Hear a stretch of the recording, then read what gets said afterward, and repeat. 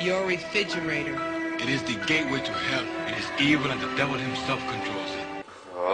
My brain hurts. Well, there's a subgenre for killer tool movies, so you know what? There might as well be one about household appliances, too.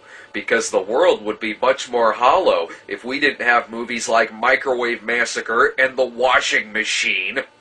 For the love of God, these movies are the equivalent of finding a dead hooker in the back of an Edsel. And you know what the worst thing is? The movie I'm going to talk about right now, The Refrigerator, isn't even the only killer fridge movie in existence. In 1990, there was a short film called Attack of the Killer Refrigerator.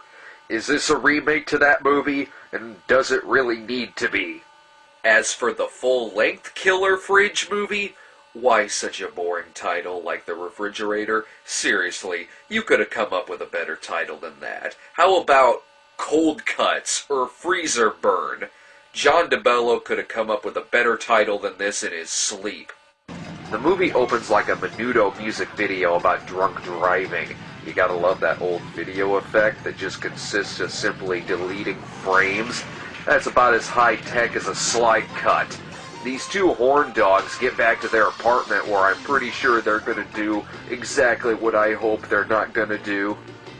Yep, there they go. My, Mitchell.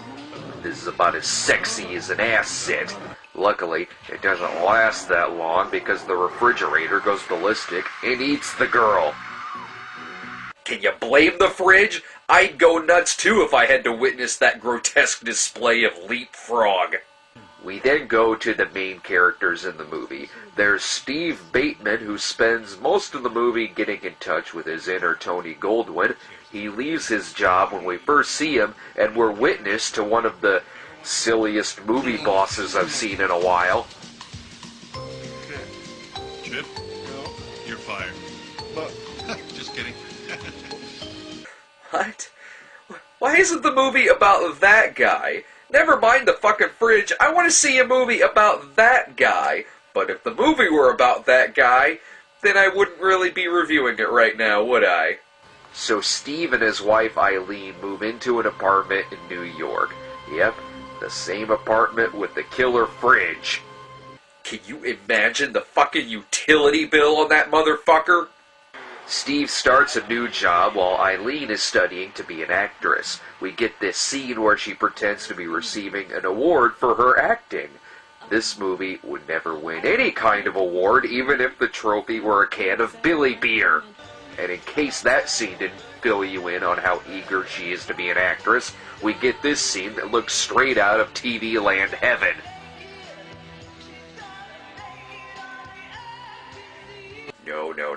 No. We all know that scene works much better with this song.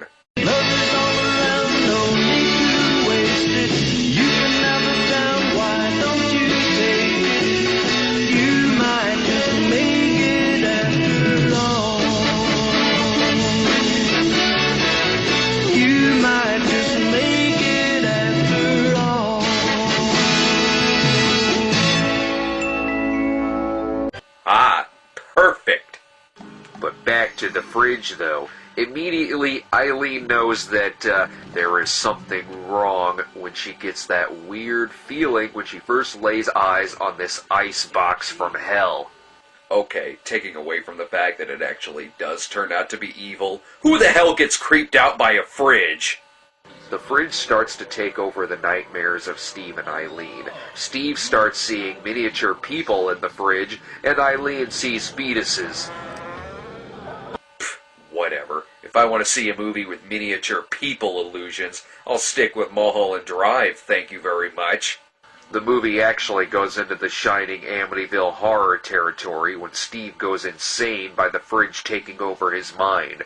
Why is it in all these movies, whenever they move into some haunted house, apartment, or hotel, the husband always goes batshit insane? Sometimes it's understandable, I guess, but when you let the fridge come between you and your wife, you're a fucking idiot, or a glutton. There's even a scene here where Steve wants to have sex in front of the fridge. Because if one can't please the fridge with your lovemaking skills, you might as well chop off your dick and store it in the crisper. But none of that takes away from the fact that a killer refrigerator is fucking stupid!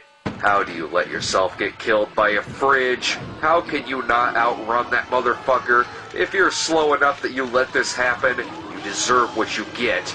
Oh, that's nice. The blood is being sprayed behind the camera. I think that's from the DOP offing himself.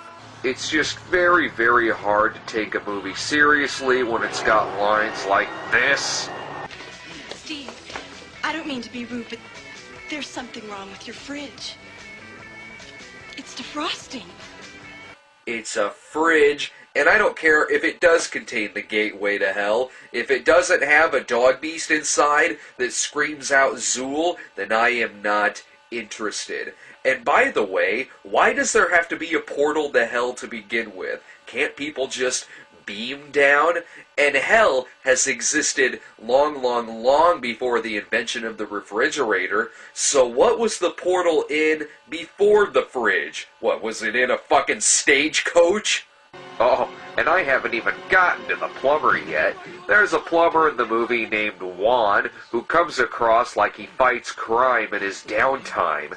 Jesus, this guy looks like he goes to sleep at night dreaming about fighting pipe monsters and giant turd worms. You'd think that there would be some kind of giant showdown at the end with the fridge, but not so much. Aside from the plumber lassoing the thing, you've got other appliances that start to go crazy and rip people's faces off. And one guy gets his leg chopped off by the garbage can. What did he stick his leg in there for in the first place? The fridge isn't really destroyed. The people in the apartment just leave. Oh yeah, you'd think. Why the fuck couldn't they have done that earlier in the movie? Then this thing would have been only 15 minutes long, like that other fucking killer fridge movie.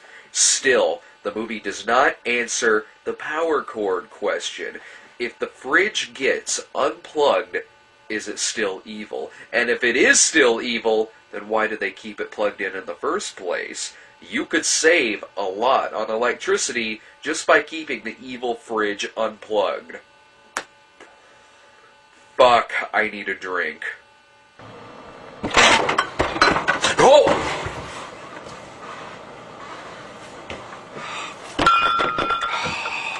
Fucking diet. I am the waffle maker.